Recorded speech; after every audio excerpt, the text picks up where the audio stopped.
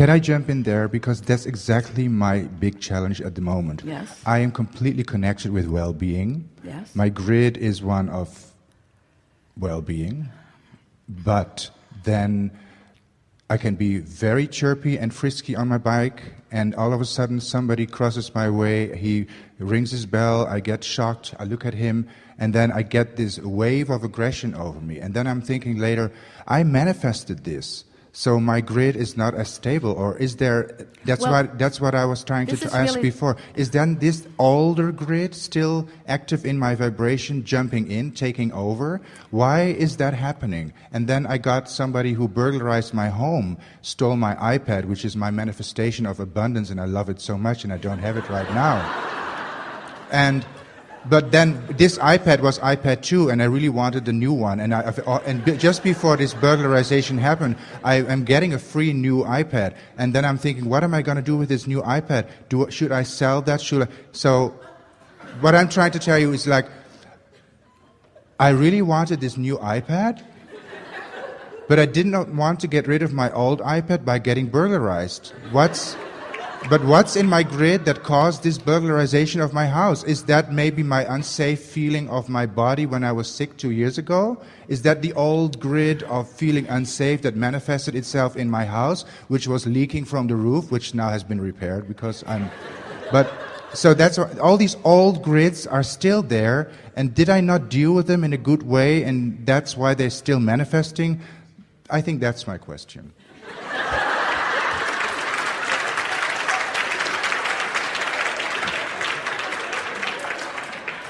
So give it to me. So every thought that has ever been thought still exists. And logically, every thought that you've ever thought, every belief that you've ever concluded, and a belief is just a thought that you keep thinking, is out there vibrating. So let's just for a moment pretend that nothing else in all of the universe exists or is very important right now. Let's just consider you, what you're thinking right now, and what you've been thinking. So over time, what you've been thinking, and we're talking about all that you've lived, not just this physical time-space reality, but all that you've lived, has caused you, because the laws of the universe have always been consistent, to know what you don't want and know what you do want. And over all of that, we don't want to use the word time, but over all of that experience, you have become, you have evolved, you have created, you have become this pure, positive energy, knowledgeable, creative genius. So that's this dominant grid that we're talking about. That's the grid of love and worthiness and appreciation. But I get that by default. Sorry. Just stay with us. You're really gonna understand all of this. Just follow, listen to our words, and try a little bit not to think about something that counters what we're saying. If you'll just follow this train, your perfect question will bring a perfect answer, and everyone will understand the grid in a powerful way. So through all that you've lived, this pure positive you, who you will meet fully again, who you will be fully and only again for a while when you croak, this pure positive energy being has been in the state of evolution, and it is, we're just going to throw this in, it might cause a little ripple in the ethers, it is actually what humans want to call God. That's what that powerful becoming of you is. So now we're leaving everyone else out of it. It's just you in your physical body now and what you're thinking. So over time, you've had a lot of experiences.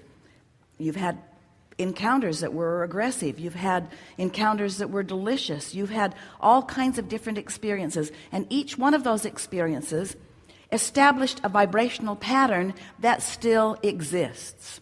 But the question is, it's sort of like creating television channels or television programs that once you've created them, they're on an endless loop. So they're out there always playing, and at any time you could get your DVR tuned into it, and you could go back and watch it again if you want to. And we would encourage you to go back and watch the ones that were really pleasing, and never go back and watch the ones again that aren't pleasing, but for different reasons you watch the ones that aren't pleasing too. Sometimes you just like the drama of things. But so all of those things that you've ever lived, you have the potential of watching them again. And every time you do, now, so those were individual experiences that you could go back and tune into. Here's this really wonderful programming, which we came to call the vortex, which is sort of like your favorites list. It's where you put everything that you are. It's there in a holding pattern. And the source within you, who has been there with you every step of the way, has been holding the good stuff and holding the good stuff and beaming it to you, giving you this powerful megawatt signal that you can tune into if you want to. So it's always a little interesting to us that with this powerful signal going on, that any of those others would be of interest to you at all. But law of attraction is the reason that they are. So someone comes across your path, and for a moment, let's not talk about how that even happened. Let's just accept that something was going on, and so you were close enough to the vibrational vicinity of it that someone crossed your path in that way. And in your attention to that, it caused an activation of something else that had happened out there, not what was going on in your grid. So the answer to your question, did I attract it? Yes, you did. Was it asserting itself into your experience? No, it wasn't. It just means that those practiced thoughts are still current or active enough that it was easy for you to access that. Now so as we talked about the vortex. But is there a delete program? Wait for a little bit. Okay. No delete program. Okay. You can't, there is no exclusion in the universe. You can't, but you can. So imagine that everything that you've lived is just this giant hard drive, and it's all there, but you don't know it, and so you're just sort of sloppily pushing buttons, and so things are turning up, and you're saying, oh, don't like that, don't like that, don't like that. And here's Abraham saying, be more deliberate, learn your controls, pay a little more attention to what you're doing.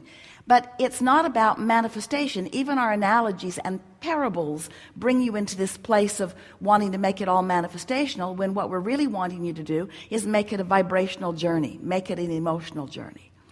So let's say that happens. Somebody crosses your path and you feel that old discomfort rise within you. And you're bothered that it does because you thought you were past it. Well, the good news is you have awareness that you're not past it. You have awareness that there's still something active enough going in your vibration that it caused that rendezvous, that your grid, for whatever reason, filled in that way.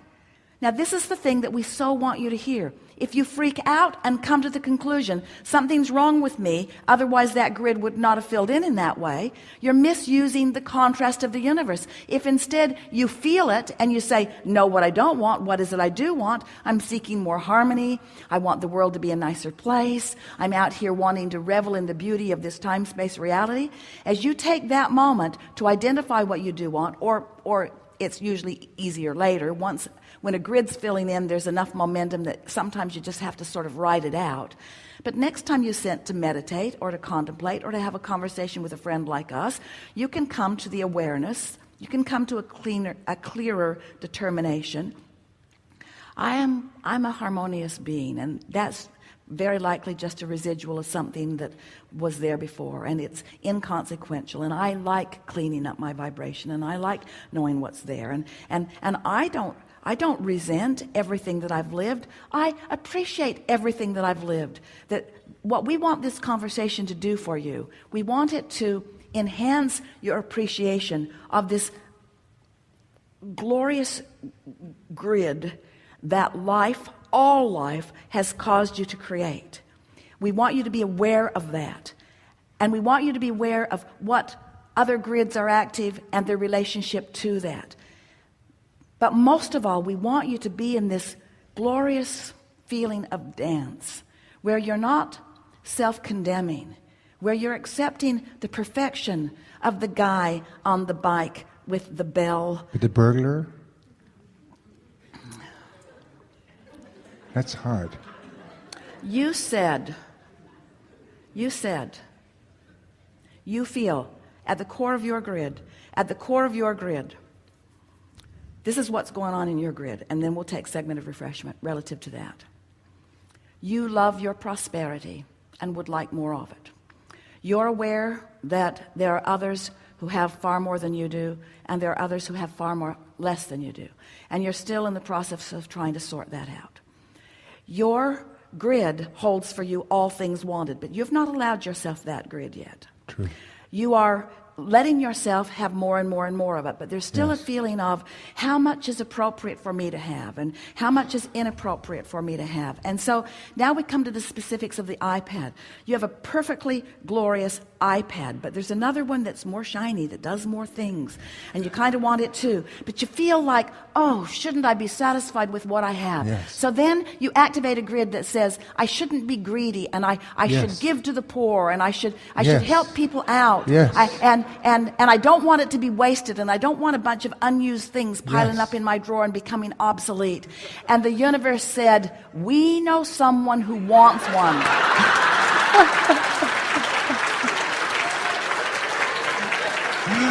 And that's the burglar? Now you've got other grids going on too. You've got this grid about people taking things for nothing. You've got this, in other words, you've got a lot of complicated grids going on out there. Yes. And the universe, law of attraction, has the ability to satisfy everything that you've got going on. Nothing ever comes to you that isn't a perfect vibrational match to the stuff that you've got going on. So now, you have a new experience. Glory be. A new experience which evokes a new iPad. which a new experience which evokes new questions from you, which evoke new answers from you. In other words, did anything really go wrong? No. More important, does anything ever go wrong? Is it ever wrong, or is it all just expanded? Is it more? It's just more. The burglary did not throw me out of my vortex or out of my well-being grid, which was really amazing to myself. It happened. I noticed that somebody went into my house. I focused on the next positive thought. The insurance company paid everything back within 3 days. It was amazing. But it's this mixed vibration of being well and trusting the universe and trusting my insurance company and my own. Well, if we were standing in your physical shoes, what we would take away from all of this, this is the grid that we would practice. Things are always working out for me. Right. Nothing ever goes wrong. Even if I'm burglarized. Even then. But it's strong, you know. Even then. You feel raped. People get into your house, touch your piano. But all is well. All is well. When we come back from segment of refreshment, we'll clean even more up. Good time for it. Thank you. Thank you.